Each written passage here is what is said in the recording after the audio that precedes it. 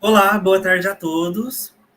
Eu gostaria de agradecer a presença de todos vocês ouvintes nesse evento e também a comissão organizadora pelo convite para ministrar essa palestra para vocês, titulada Inovações em Metodologias de Pesquisa, explorando novas ferramentas na ciência da saúde.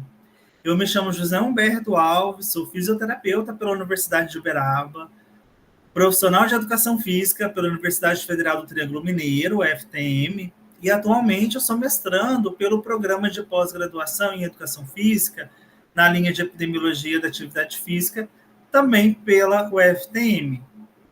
Então, antes de darmos início, né, à contextualização dessas inovações de metodologias de pesquisa, as ferramentas utilizadas na ciência da saúde, em alguns estudos, precisamos entender, né, como que é feito e contado e difundido a história, né, da metodologia de pesquisa, de onde surgiu. E ela vem ali desde a antiguidade e a Idade Média. As primeiras tentativas de entendimento da saúde e doença estavam baseadas em observações empíricas e teorias filosóficas. E isso foi muito importante, não só para o tratamento de doenças, mas também para a prevenção. Ainda na Antiguidade e Idade Média, alguns filósofos, como Hipócrates e Galeno, contribuíram com o avanço de observações clínicas e teoria dos humores, onde eles falavam sobre a questão do sangue, do muco, dos órgãos, e isso colaborou significativamente para a área da saúde, o campo da saúde. Então, essas observações clínicas e também essas observações empíricas foram muito importantes para a época do Renascimento e o século XVII. Então, na Revolução Científica, trouxe o método experimental, com figuras importantes como William Harvey, que descreveu a circulação sanguínea, por exemplo. Foi de onde vem o surgimento dos principais estudos anatômicos detalhados. E isso ecoa até hoje, né? Onde nós conseguimos identificar, ao longo dos anos, a proposta de vários outros métodos de pesquisa, não só os empíricos, os filosóficos, observacionais, mas também a importância de métodos mais robustos. Então, esses métodos tradicionais que a literatura nos traz hoje se referem a abordagens estabelecidas há muito tempo e que têm sido amplamente utilizadas na ciência da saúde e também em outras áreas. Esses métodos, eles são conhecidos por sua validade, robustez e confiabilidade. Por outro lado, os métodos modernos de pesquisa, eles surgiram através da tecnologia. Então, com o avanço da tecnologia e a disponibilidade de grandes volumes de dados, surge, né, a necessidade de criação de ferramentas e propostas que precisam ser atendidas, né, para suprir a demanda de pesquisadores e propostas metodológicas. E esses métodos modernos, eles oferecem novas maneiras de coletar, interpretar informações, analisar e muitas vezes complementando ou melhorando os métodos tradicionais já existentes. Um exemplo disso são os formulários eletrônicos, né, o Google Forms, onde vários pesquisadores utilizam para fazer coleta, pesquisa, não só o Google Forms, mas outras plataformas específicas para a área da saúde, né, específico para a realização de pesquisa, que tem ali uma estrutura mais apropriada para isso. A questão também de websites, sites, como, por exemplo, a criação, desenvolvimento de softwares. Então, você consegue ali ter acesso a esses recursos com o avanço, né, da tecnologia. E isso é muito bom e importante para nós estudantes e pesquisadores. Então, um exemplo que eu trouxe para vocês, que estão começando a graduação, ou até mesmo estão ali na fase final da graduação, né, do meio para o final, e que pretendem fazer pesquisa, entrar na área científica, ou às vezes tem até um receio, mas não sabe como começar, mas ele tem um interesse. Então, uma dica que eu posso dar para vocês: comecem pelo relato de experiência. Vocês puderam observar, né, nos slides anteriores, que a observação empírica, o relato, né, de experiência, o compartilhamento dessas informações foram importantes não só para a saúde, mas para a prevenção de doenças, e isso foi fundamental para o compartilhamento dessas informações entre culturas, países, e até hoje isso é importante para nós, enquanto estudantes da área da saúde, porque através do relato de experiência, você pode trazer informações que podem ser aproveitadas em outro contexto que a pessoa está ali, e até mesmo em casos similares. Então, um exemplo que você pode fazer, um estudo de relato de experiência, é através do projeto de extensão. Atualmente, as universidades são obrigatórias, né, são obrigadas a trazer esse projeto de extensão, e os alunos têm ali, né, que cumprir uma carga horária para realizarem em um projeto de extensão. Então, você pode trazer esse relato de experiência ao ter passado por esse projeto de extensão, ou, se está passando, você pode também trazer dados, informações ali para fazer esse relato de experiência. Converse com o coordenador do seu curso ou com o professor responsável por esse projeto de extensão. Tenho certeza que, se ele não te estimulou ou não estimular, né, futuramente, ele ou ela vão adorar ali receber esse interesse em fazer esse relato de experiência. É um trabalho simples e que, para quem está começando, pode ser uma ótima porta de entrada para o mundo científico ali. Você pode também fazer o seu relato de experiência através de algum estágio, seja ele obrigatório ou não. E também algum caso clínico, que pode vir, né, dessa vivência de estágio ou em alguma situação específica. Por exemplo, quando eu fiz a minha graduação em fisioterapia, logo nos primeiros períodos eu tinha que fazer uma prática observacional, onde nós íamos até a clínica de estágio para ver os alunos dos últimos períodos realizarem o estágio obrigatório. Então, eu tive vivência em casos bem interessantes, e que na época eu poderia ter feito um relato de experiência, enriquecido o meu currículo, a minha bagagem, né, intelectual, e eu não fiz, simplesmente pelo fato de não ter esse conhecimento na época, e isso é muito simples de ser feito. As ligas acadêmicas também são ótimas oportunidades para vocês trabalharem o relato de experiência, seja nos pilares de ensino, pesquisa e extensão, e isso, independente ali, você consegue trabalhar, e principalmente se a sua liga acadêmica é direcionada a uma temática muito específica, como é um caso de uma liga que eu participei, de avaliação física, nós fizemos uma avaliação física em um projeto de idosas hipertensas e com diabetes. Então, esse relato de experiência trouxe ali achados muito importantes e que colaborou ali bastante com informações para outros projetos da mesma instituição. Além disso, projetos de ensino e pesquisa que a sua instituição ou seu curso oferta. Vocês podem também fazer um relato de experiência e apresentar esses relatos em eventos como esse, eventos científicos, seja na forma de resumo simples, expandido, ou até mesmo no formato de um artigo completo para uma revista, a depender do escopo que ela propõe e da temática que você quer trabalhar, né, com esse relato de experiência.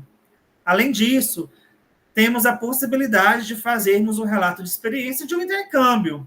Obviamente, todos não têm acesso, né, a esse intercâmbio, não é de uma forma fácil, mas algumas instituições de ensino superior têm editais e propostas para a realização do intercâmbio. Então, aqueles que têm a oportunidade de prestar esse edital e passar, podem fazer o relato de experiência, principalmente como é feito, né, o processo seletivo daquela instituição, como que é feito a interlocução da instituição de origem para a instituição que você pretende fazer o intercâmbio ou já fez esse intercâmbio. Então, isso é muito importante. Inclusive, quando eu prestei o edital na minha instituição que eu passei e eu pretendia fazer o intercâmbio em Portugal na época, eu li bastante relatos de experiência de intercâmbio. E isso é muito interessante, ajuda bastante. Talvez não tenha uma citação ali, né, em outros estudos, mas pode colaborar bastante e várias revistas aceitam esse tipo de material. Então, o que eu posso dizer para vocês também é que vocês nunca fiquem presos em apenas uma proposta de metodologia de pesquisa.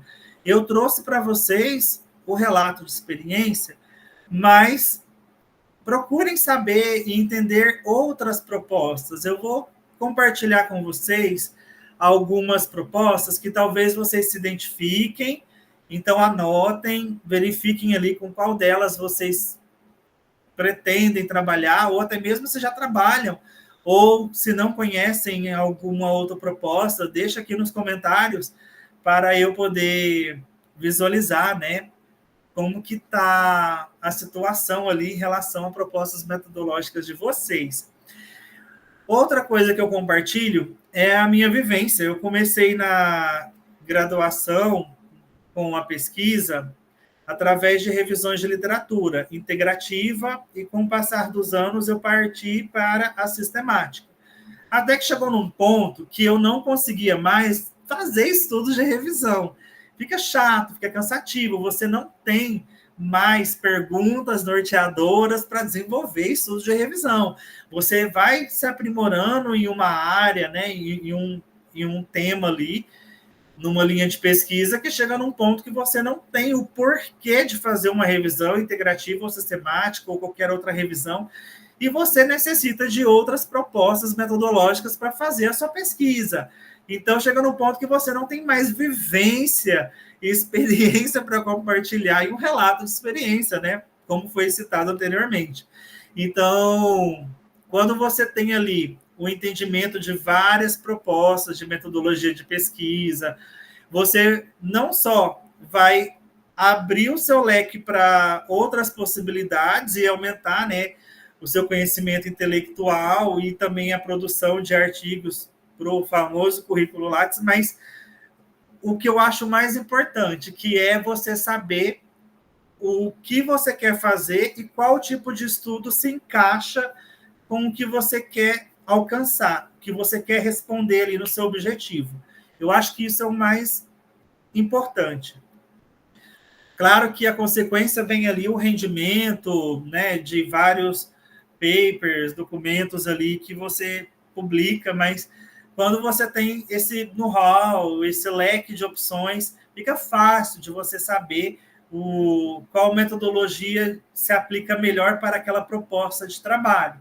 Por exemplo, quando eu fiz o meu TCC na fisioterapia, eu fiz uma revisão narrativa. E hoje eu sei que se eu tivesse feito uma revisão integrativa, seria muito melhor para aquele momento. Mas não, tá tudo bem, é fase e é necessário esse processo de construção e aprendizagem, normal.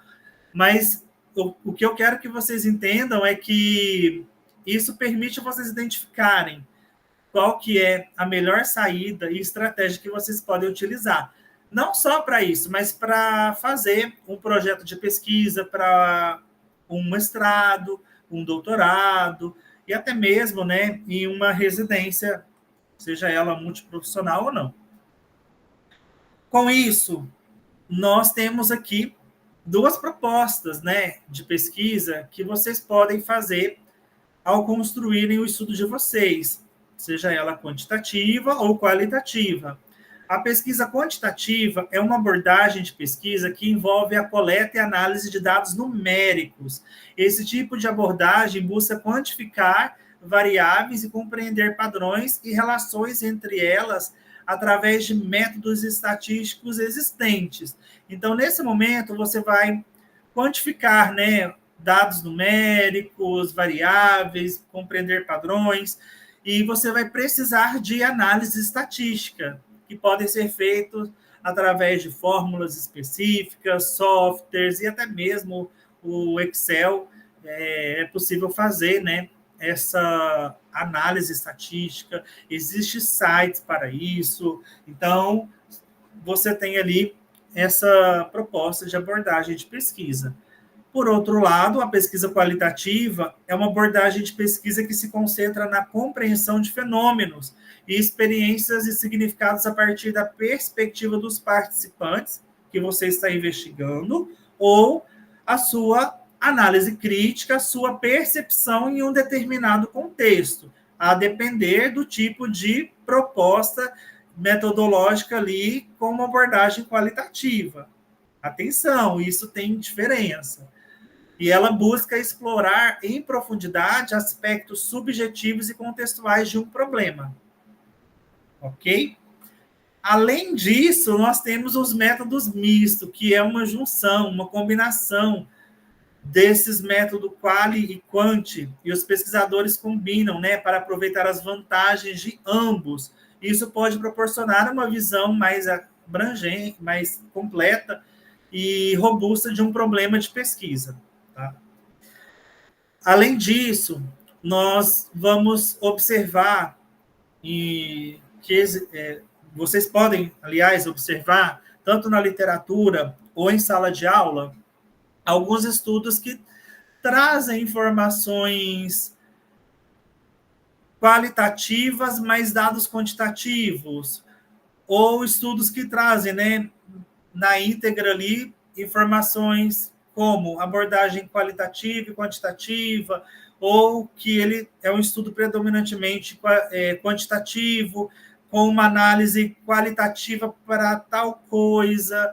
Então, você pode direcionar ele para uma abordagem totalmente quantitativa, mesmo contendo questões qualitativas, ou totalmente qualitativa, com algumas questões quantitativas, sem descrever que ele é qual e quanti.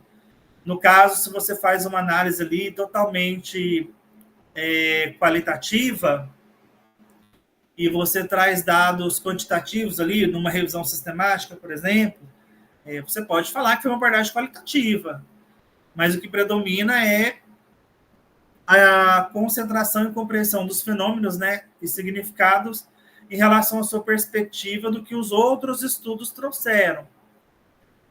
Vocês também vão se deparar durante algum momento aí da vida de vocês, principalmente aqueles que estão começando na vida acadêmica, qual caminho seguir, né? Eu faço pesquisa quantitativa com um professor que eu gosto, ou eu faço pesquisa qualitativa, eu quero fazer um estudo com uma temática X, mas só o professor tal trabalha com essa temática e pode me orientar, mas ele faz pesquisa quantitativa e eu não quero fazer análise estatística, como que eu faço? Então, muitos perguntam, né, qual que é melhor, pesquisa quantitativa ou qualitativa? Então, assim, pessoal, vai depender do tipo de estudo que vocês vão realizar. Eu vou mostrar para vocês algumas propostas de estudos quantitativos, mas tentem ver qual deles se encaixa melhor com o que você quer atingir, com o objetivo que você quer alcançar. A pesquisa quantitativa, ela é construída através de fundamentação teórica, justificativas, hipóteses, que são baseadas em pesquisas qualitativas, estudos da literatura. E a pesquisa qualitativa, para ser feita, ela precisa de estudos quantitativos. Então, uma abordagem complementa a outra. E não existe essa, né? Estudos de abordagem quantitativa são melhores que de qualitativa. Não, as duas abordagens são importantes e têm os seus espaços para isso. Claro que algumas revistas, alguns periódicos, eles dão mais valor a estudos quantitativos devido à precisão dos dados e informações e à robustez dos métodos utilizados. Então, o que conta ali, de fato, é a utilização de métodos eficazes, robustos, para vocês conseguirem fazer os estudos de vocês. Então, algumas propostas que eu compartilho com vocês de estudos quantitativos são, por exemplo, os ensaios clínicos randomizados. Uma descrição seria participantes que são aleatoriamente designados para o grupo de intervenção ou controle para testar a eficácia de tratamentos ou intervenções. Um exemplo seria avaliar a eficácia de um novo medicamento para hipertensão. Então, um exemplo desse estudo de ensaio clínico randomizado seria você trabalhar, né, com alguma coisa, alguma temática com esse exemplo. Estudos de coorte. Segue um grupo de indivíduos ao longo do tempo para observar a incidência de desfecho relacionado à exposição específica. Exemplo, estudar a relação entre tabagismo e câncer de pulmão ao longo do tempo e observar, né, a incidência desse desfecho, se o tabagismo afeta e ocasiona o câncer de pulmão a exposição prolongada durante um período de tempo, ou se o consumo de tabaco e cigarro eletrônico em indivíduos de meia idade ou jovens adultos ocasiona o câncer de pulmão nessa fase, né, da vida, ou apenas mais tarde. Então, estudos de coorte visam essa proposta. Estudos de caso-controle. Compara indivíduos com uma condição, casos, e há indivíduos sem condição, que chamamos de controle, para identificar fatores de risco antecedentes. Exemplo, investigar fatores de risco para o infarto do miocárdio. Os estudos transversais coleta dados em um único ponto no tempo para descrever características de uma população ou investigar associações. Por exemplo, pesquisa sobre prevalência de diabetes em uma população específica. Os estudos transversais são muito utilizados na área da saúde, é o que mais nós conseguimos identificar ali de trabalhos publicados. E eu, por exemplo, fiz um estudo transversal na minha graduação na educação física. Eu identifiquei, né, o nível de atividade física e barreiras percebidas por indivíduos homens homossexuais para a prática de atividade física no lazer. Então, eu consegui escrever características e a população ali, né, se tinha associação ou não, e isso trata-se de uma proposta de estudo transversal. Então, às vezes, o que você quer fazer, pesquisar no seu trabalho de conclusão de curso, na sua iniciação científica, seja mais um estudo transversal, com estudo quantitativo, né, abordagem quantitativa, transversal, população tal. Então, você consegue desenhar o seu estudo dessa forma. Estudos ecológicos. Analisa dados agregados de grupos ou populações para investigar associações entre exposições e desfecho. Por exemplo, examinar a relação entre poluição do ar e taxas de asma em diferentes cidades. Eu acho muito legal o estudo ecológico, ele é um estudo bem simples, um pouco tranquilo de se fazer em comparação de análise estatística a outros estudos. Se você está ali começando uma ideia ali, uma proposta, seria fazer um estudo ecológico. É uma forma de fazer um estudo mais rápido, simples, porém ele é muito difícil de ser feito. Não pelo fato da metodologia dele em si, mas por ele se tratar de coletar dados de grupos e populações ali de forma pública, como dados da Organização Mundial da Saúde, do Vigitel, do DataSUS. Então, a galera da área da epidemiologia, quando vê ali, né, ou sabe que vai ser lançado dados novos, já fica atento, fica ali esperando esses dados serem computados ali, distribuídos de forma virtual, para realizarem esses estudos ecológicos. Você tem que ser muito rápido, muito focado ali no seu propósito de estudo para conseguir fazer esse estudo ecológico. Eu, por exemplo, tentei fazer um estudo ecológico sobre indivíduos com esclerose múltipla, mas infelizmente já tinha estudos publicados com essa informação, com essa questão, e eu não consegui utilizar, mas você pode examinar a relação entre o Alzheimer em diferentes cidades do Brasil, entre outras patologias, doenças, questões. Só que você tem que ser muito rápido, porque uma vez que esses dados são publicados e alguém pega para fazer um estudo e publica, é muito difícil você fazer um outro estudo diferente, que seja inovador. Então, é uma proposta de trabalho, né? Já os estudos longitudinais seguem os mesmos indivíduos ao longo do tempo para observar mudanças e desenvolvimento de desfecho. Exemplo, estudar o desenvolvimento cognitivo de crianças ao longo dos anos. Você pode, por exemplo, propor uma intervenção para melhorar o desenvolvimento cognitivo de crianças ao longo dos anos. Existem muitos autores que têm uma controvérsia ali de tempo para ser considerado um estudo longitudinal, né? Alguns autores falam que o estudo ali de 6 meses, 7 meses a 1 ano é considerado um estudo longitudinal. Outros já falam que a partir de 1 ano é considerado um estudo longitudinal.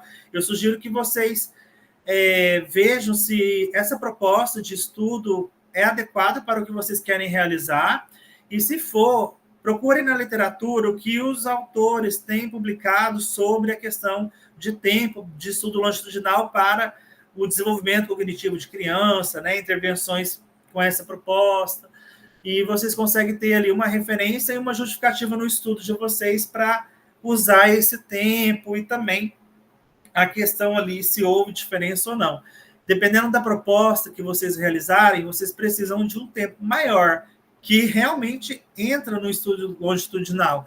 Então, se você propõe identificar o desenvolvimento cognitivo de criança, propõe ao longo dos anos e propõe uma intervenção, então, um doutorado é ótimo para isso. Você começa ali, né, com um projeto, submete no CEP, faz a coleta,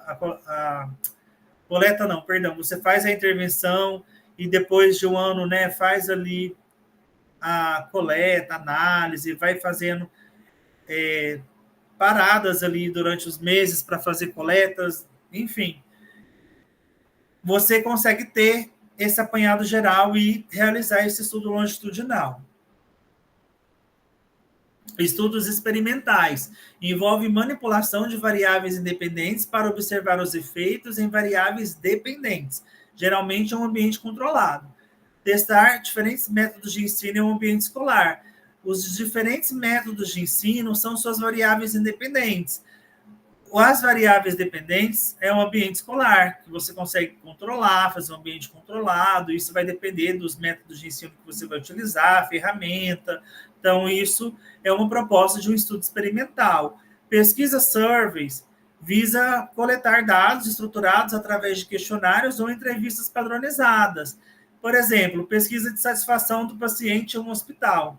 Se você é estudante do curso de nutrição e está ali fazendo um estágio na área hospitalar, você pode fazer, né, uma pesquisa survey e até mesmo, né, enfermeiros, fisioterapeutas, você saber ali o que o paciente come, se o alimento que chega no quarto dele para alimentação é adequado ou não para ele, se sacia a fome ou não até a próxima refeição, como que é feita a distribuição alimentar ao longo do dia. Então, isso é muito interessante. Contudo, já tem hospitais que têm estruturas e questionários que fazem, né, essa coleta, nutricionistas que acompanham essas informações, mas muitos não fazem, né, essas pesquisas aí, publicam, mas seria mais para dados do hospital mesmo, e controle ali de manutenção e melhoria ali do setor. Mas o fisioterapeuta pode também fazer esse tipo de coleta e usar, né, de entrevista e questionário para fazer uma pesquisa de satisfação da fisioterapia no leito.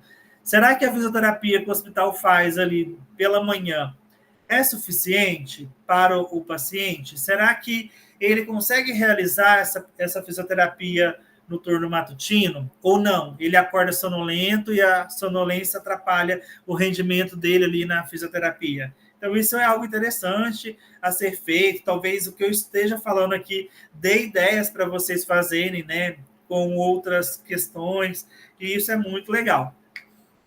Estudos de incidência mede a frequência de novos casos de uma doença ou condição em uma população específica durante um período de tempo. Por exemplo, você quer saber a incidência de uma gripe durante uma temporada ou em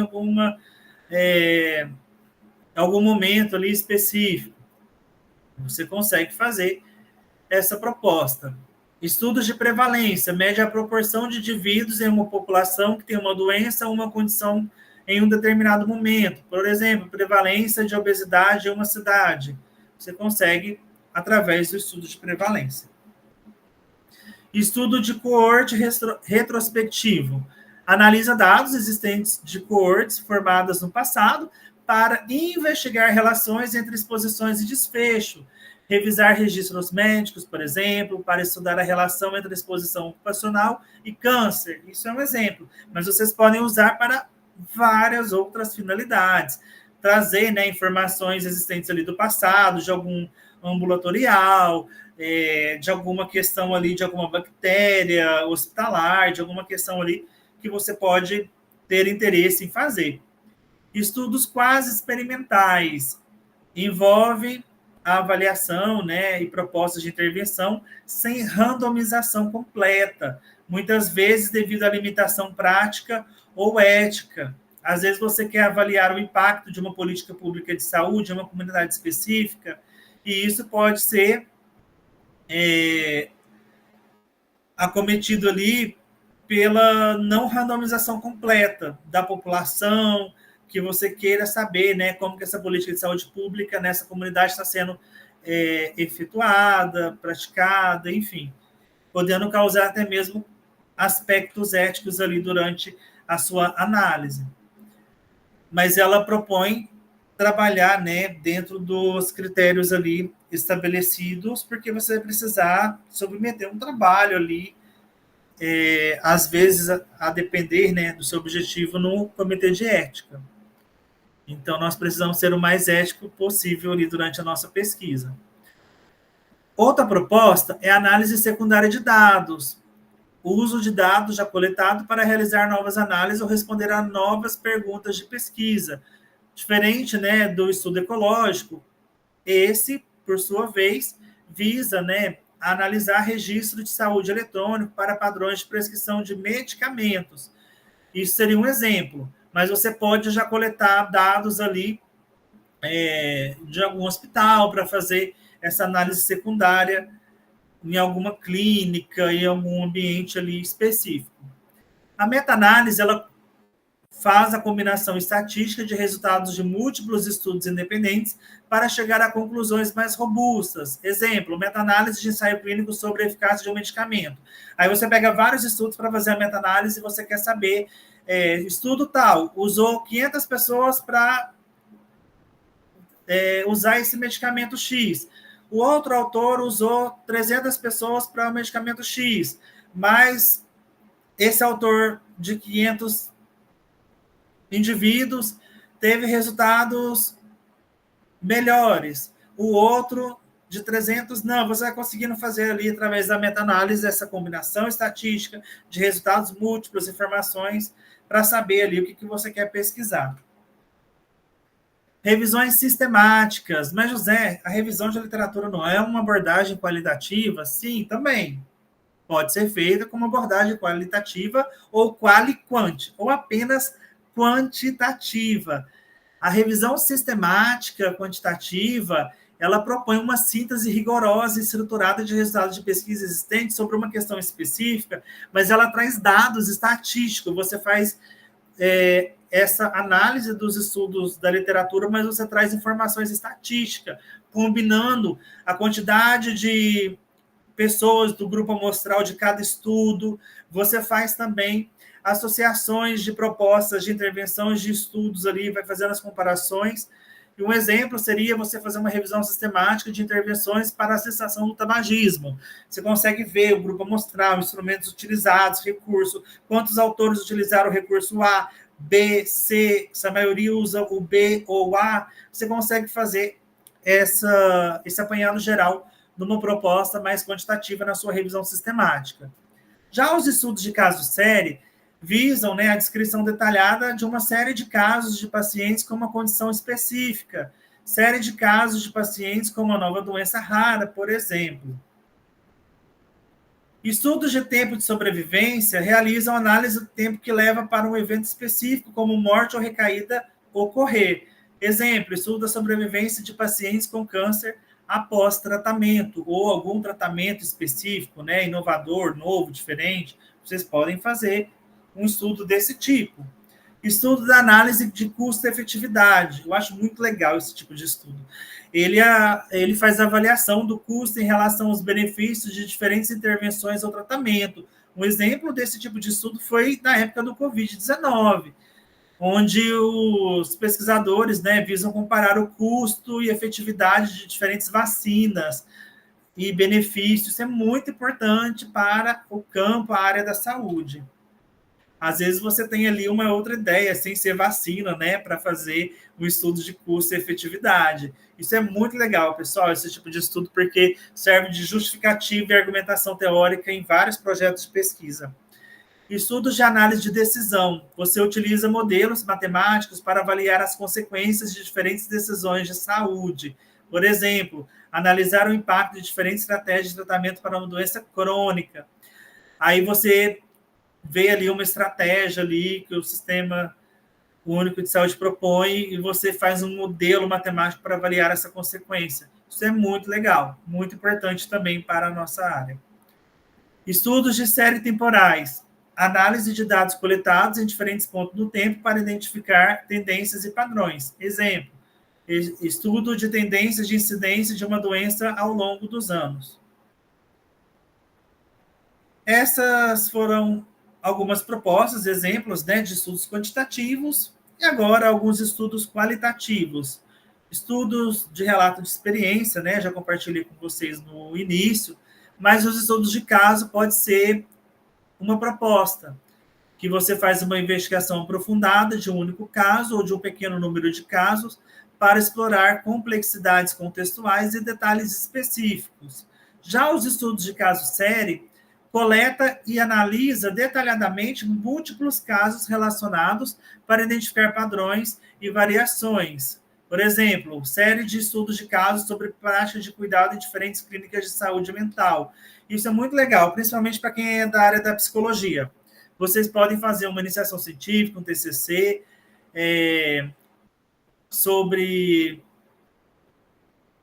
um estudo de caso série, né, para ver como que é feito a abordagem e a prática de cuidado de pacientes internados em clínica de saúde mental com esquizofrenia, por exemplo. Então, vocês podem ver o que as clínicas fazem de diferente, as suas similaridades, se a abordagem de tratamento varia ou não, e isso é muito interessante para vocês trazerem também a análise crítica de vocês sobre a vivência durante esse período de coleta. Isso colabora muito para a sua atuação profissional, enquanto psicólogo ou futuro psicólogo. Estudos etnográficos, gosto bastante também. Você faz a observação participante e imersão no ambiente do estudo para entender culturas, comportamentos e interações sociais. Um estudo etnográfico, ele propõe, né, a sua imersão. Você vai entender uma comunidade, uma cultura específica, os seus comportamentos, as suas interações sociais para trazer ali as informações. Por exemplo, grupo de roda de conversa, de pesquisa de saúde, de pesquisa ou roda de conversa de saúde mental, de apoio ao estudante. Muitas universidades têm essas rodas. Você pode entender essa cultura, como que é feita, grupos de apoio à comunidade LGBTQIA+. Então, isso é bem legal, bem interessante para você fazer e realizar. Principalmente se você for da área da educação, serviço social, letras, os estudos etnográficos são muito utilizados nessas áreas. A netnografia, ela é uma proposta de estudo moderno. Ela veio da necessidade de uma abordagem ali da adaptação da etnografia. Diferente de você estudar o contexto ali presencial da cultura, você vai para a comunidade virtual. Você estuda comportamentos online. Por exemplo, análise de fórum online sobre apoio a pacientes com doenças crônicas. Você pode fazer isso no Facebook, Instagram, blogs, sites, enfim. Eu gosto bastante, já fiz estudos de etnografia, tive 2 orientandas que realizaram, por exemplo, um estudo de etnografia de aplicativos para aprendizagem motora de atletas de alto rendimento. Então, elas colocaram ali essa proposta de utilização de aplicativos que trabalha essa, né, habilidade motor, comportamento motor de atletas de alto rendimento ali para aquisição de alguma habilidade. Eles trabalharam ali em cima desses aplicativos. Uma outra proposta que nós já fizemos foi analisar também o Instagram, perfis específicos que trabalharam ali a questão sobre o racismo, a homofobia durante a Copa. Então, você tem ali um campo muito amplo para você trabalhar. Você pode ir para o YouTube, analisar algum tema específico de algum canal, você pode ir para o Twitter. Muitos psicólogos, estudantes de psicologia, fazem análise de haters, né, em algum perfil, ou também questões relacionadas a comportamentos ali que ferem, né, os usuários dessa plataforma. Então, é uma proposta bem interessante. Eu acho válido vocês pesquisarem depois. Vai que é uma proposta de metodologia que vocês queiram realizar. Análise de conteúdo. Você faz a análise sistemática de texto, documento, imagem, áudio, mídia, entrevista, né, áudios de entrevista, para identificar padrões, temas e significados. Diferente da etnografia e da netnografia, a análise de conteúdo, ela tem uma sistematização, você tem um processo a ser seguido, você faz a identificação da comunidade, dos temas emergentes, faz a codificação das frases, palavras. Então, isso na comunidade científica é visto um pouco com mais critério de rigor metodológico, mas ela também é boa e utilizada. Na etnografia e a etnografia são ótimas estratégias também.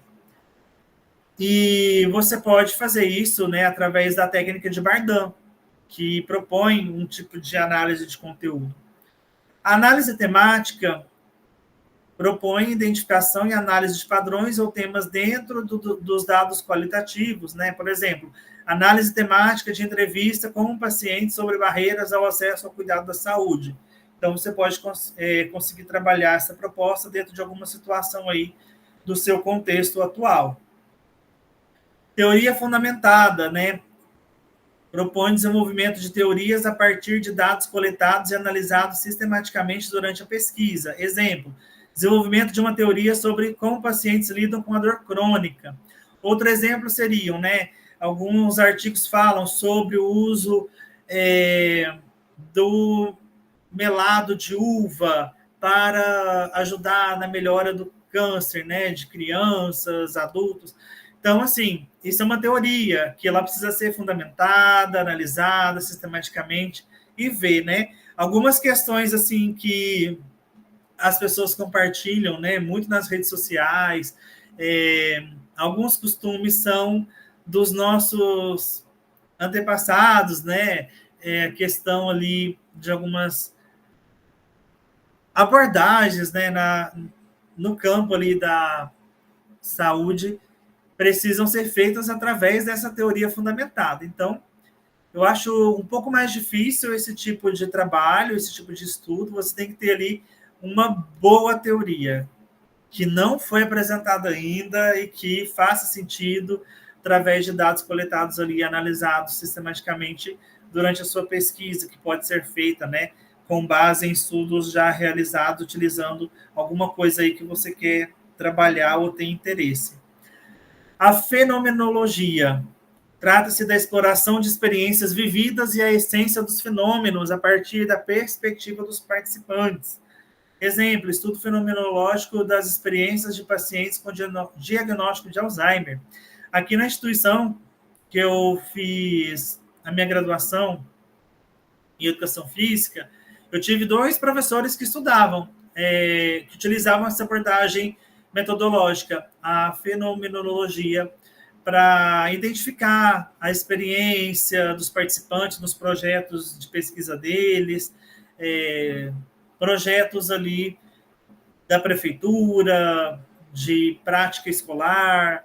Então, isso é bem interessante para você ver, né? E também eles faziam esse estudo em indivíduos com Alzheimer, para saber a perspectiva deles em relação ao Pilates, a yoga, as modalidades que eles realizavam lá no projeto.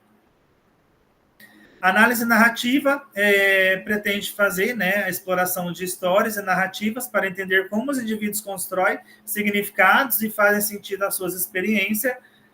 E os estudos de discurso, análise de discursos e prática linguística para entender como a linguagem constrói significado e relações de poder. Estudos de revisão também são estudos qualitativos. E eu trouxe para vocês aqui quase 30 opções de estudos de revisão. A maioria conhece ali os estudos tradicionais de revisão, que é a revisão narrativa, e atualmente, né, teve um boom ali, principalmente durante a pandemia e após a pandemia ali, o isolamento social, que muitos pesquisadores começaram a fazer, né, revisões sistemáticas e integrativas. Então, as mais conhecidas são essas 3, a revisão sistemática, integrativa, narrativa ou a revisão de escopo.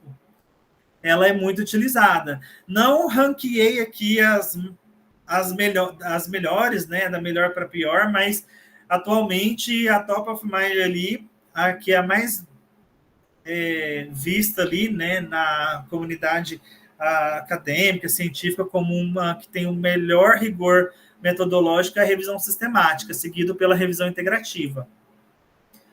Então, você tem ali vários tipos de revisão, revisão de mapeamento, revisão de alcance, revisão realista, que propõe você fazer uma revisão se realmente tal tema, tal instrumento condiz com a realidade, né, do indivíduo, do pesquisador, da comunidade científica de modo geral. Revisão umbrella, que são revisões de revisões. Você pode pegar uma revisão que foi feita lá em 2015, 2010, e atualizar essa revisão, porque teve achados novos. Você pode fazer isso também.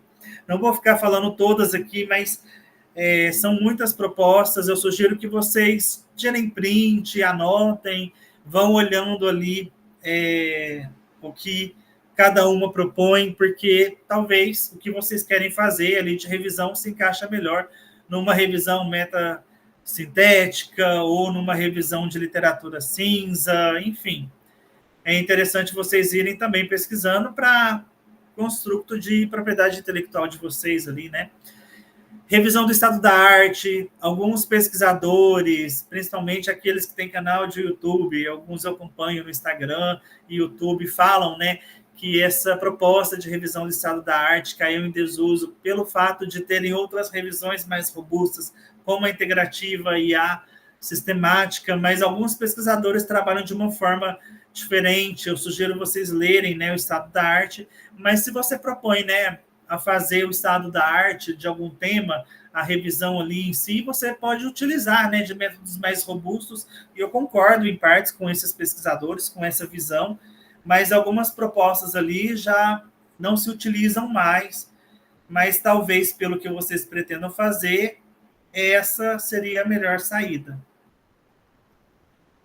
Então, para finalizar, né, essa questão de metodologia de pesquisa, vocês têm que ter em mente a abordagem que vocês vão seguir, se vai ser uma abordagem qualitativo, quantitativo ou misto, se o seu estudo vai ser transversal, longitudinal, experimental, de coorte, o caso controle.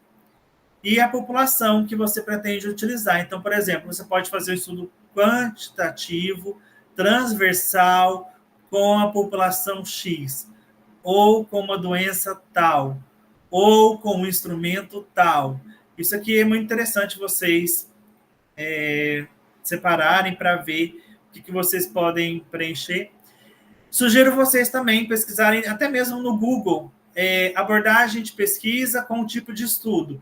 Tem muitas imagens, blogs, sites que ensinam vocês a desenharem esse tipo de estudo. E também nós temos o Chat GPT, sites de inteligência artificial. Mas, José, eu vou fazer a minha pesquisa lá? Não. Você vai pedir para ele te ajudar na sua proposta de pesquisa. Isso eu aconselho, sugiro, porque vai ajudar vocês nessa fase inicial.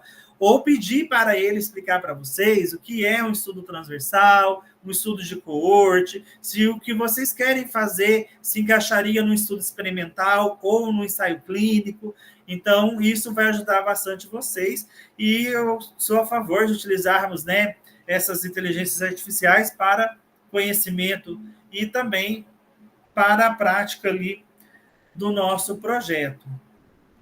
Eu quero compartilhar com vocês alguns guias de ferramentas, sites poderosos que vão ajudar vocês a realizarem a pesquisa de vocês, o estudo, a construir a metodologia.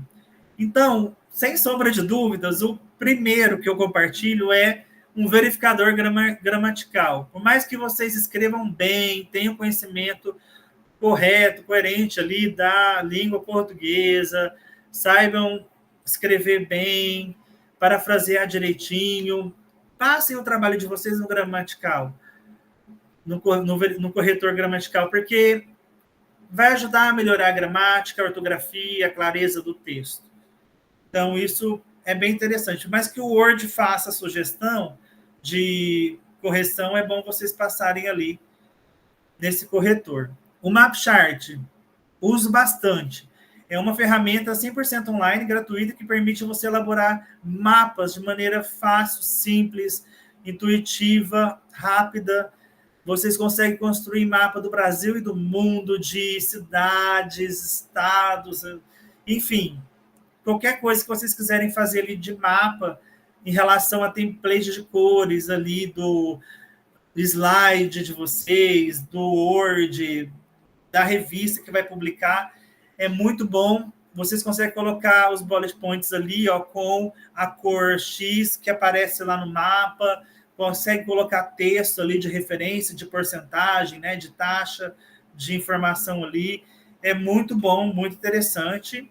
O No Project é um site que agrega e cataloga símbolos criados e carregados por designers gráficos de todo o mundo e dispõe de milhares de ícones gratuitos. Então, se você vai construir um fluxograma na sua metodologia, no seu trabalho, você consegue utilizar ícones já existentes. Alguns o Word oferece, mas o No Project tem milhares de ícones que talvez seria interessante vocês olharem ali, construírem a figura de vocês ali e baixar para o trabalho de vocês.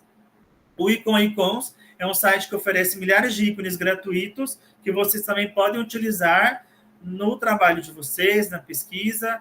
Por outro lado, o 3D Icons for You, ele disponibiliza ícones em 3D, também gratuito, e tem milhares de opções ali para vocês utilizarem.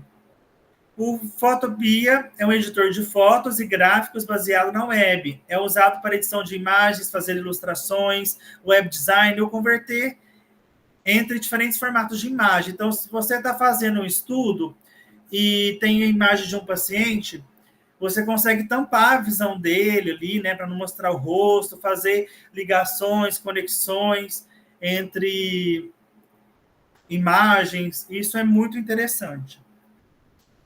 O BioRender é uma plataforma especializada na criação de imagens aplicáveis ao ensino de biologia, em especial aquelas ligadas à microbiologia, genética e biologia celular.